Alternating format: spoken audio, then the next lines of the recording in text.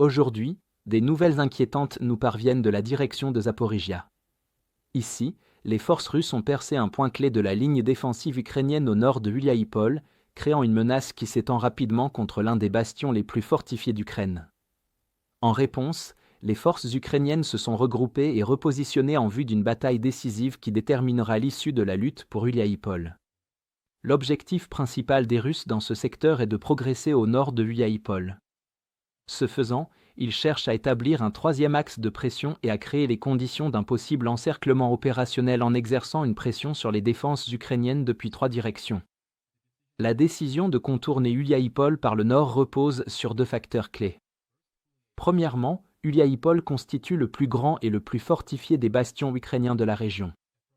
Un assaut frontal sur la ville entraînerait inévitablement de lourdes pertes russes, ce qui pourrait rapidement réduire leur avantage numérique actuel et freiner l'offensive dans son ensemble.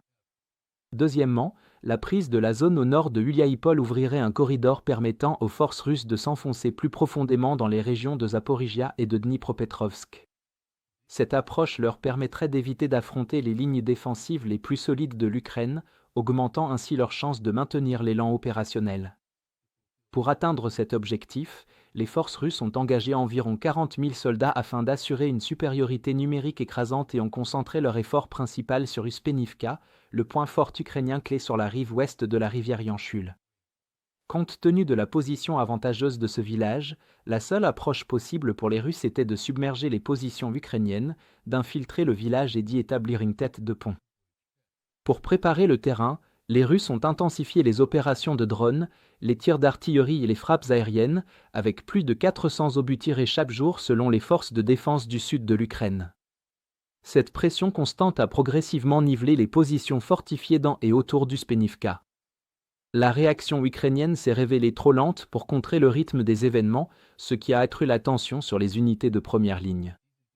Saisissant l'opportunité, les groupes d'assaut russes ont profité d'un épais brouillard matinal pour dissimuler leurs mouvements, leur permettant de concentrer suffisamment de force en un point critique et de percer les défenses ukrainiennes affaiblies.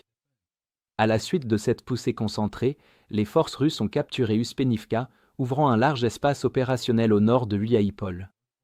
Les villages épars situés dans les champs entre les 2 rivières sont rapidement devenus des cibles exposées pour les 40 000 réservistes russes, qui ont investi la zone plus vite que les drones ukrainiens ne pouvaient les neutraliser.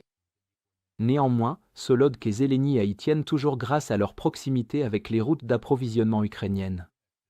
Avec la perte d'Uspenivka, les unités russes ont avancé sur un front de 15 km et pénétré jusqu'à 8 km en profondeur. Face au désarroi croissant provoqué par l'effondrement de cette position clé, le commandement ukrainien a pris une décision pragmatique et largement soutenue, donner la priorité à la préservation du personnel. Plutôt que de tenter de stabiliser un saillant qui s'étend rapidement dans des conditions d'infiltration incertaines, les forces ukrainiennes ont entamé un repli contrôlé et combatif vers la prochaine ligne défensive préparée. Cependant, cette décision ne signifie pas une attitude passive. La prochaine ligne défensive se situe le long de la rivière Zarykne, où une chaîne de petits villages offre un terrain favorable pour organiser la logistique, concentrer les réserves et positionner l'équipement nécessaire à une défense soutenue. Parallèlement, la préparation de cette ligne a poussé les forces ukrainiennes à réorganiser leur route logistique. En conséquence, les unités menant le repli progressif à l'est de la rivière reçoivent des approvisionnements de plus en plus stables, ce qui ralentira le rythme de l'avancée russe à mesure qu'elles approcheront de la berge. Ainsi, préparer cette ligne ne signifie pas abandonner tout le territoire à l'est ni attendre les forces russes sans résistance. L'objectif est plutôt de maximiser l'efficacité défensive tout en préservant le personnel sur le long terme. Cela est essentiel pour 3 raisons. Premièrement, seule une résistance ferme le long de la rivière peut infliger l'attrition nécessaire pour stopper l'offensive. Deuxièmement, cette ligne constitue la position la plus stratégique pour empêcher les forces russes d'entrer dans la zone opérationnelle d'Orikiv. Enfin, préserver la main-d'œuvre, surtout sous la pression constante des drones, est vital pour maintenir la force nécessaire à la fois pour repousser les assauts sur Uliaïpol et empêcher les tentatives d'encerclement par le nord. Globalement, la percée russe au nord de Uliaïpol a généré des gains à court terme, mais au prix d'un étirement de leurs forces sur un terrain vulnérable. Le repli organisé de l'Ukraine vers la ligne de la rivière Zarykne est une manœuvre délibérée pour préserver les effectifs et concentrer la puissance de feu sur une position plus défendable. Cela prépare le terrain pour une bataille à enjeux élevés où la capacité de la Russie à maintenir son élan sera mise à l'épreuve face à une défense ukrainienne renforcée et mieux préparée. Enfin, veuillez noter que notre plus grande promotion de l'année commence dans seulement 5 jours, à l'occasion du Black Friday. Le meilleur moyen de profiter de cette offre est de créer dès maintenant un compte gratuit sur notre site web.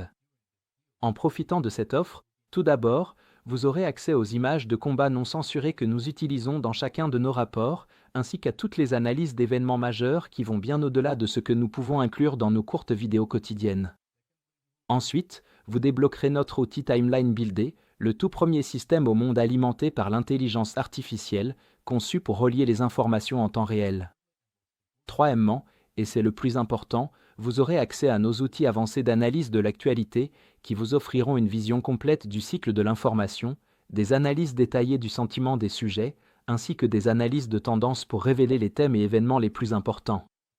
Et enfin, vous recevrez toutes nos mises à jour stratégiques exclusives sur la guerre en Ukraine. Pour être le premier à bénéficier de l'offre Black Friday et ne pas la manquer, cliquez sur le lien dans la description et créez un compte gratuit sur notre site.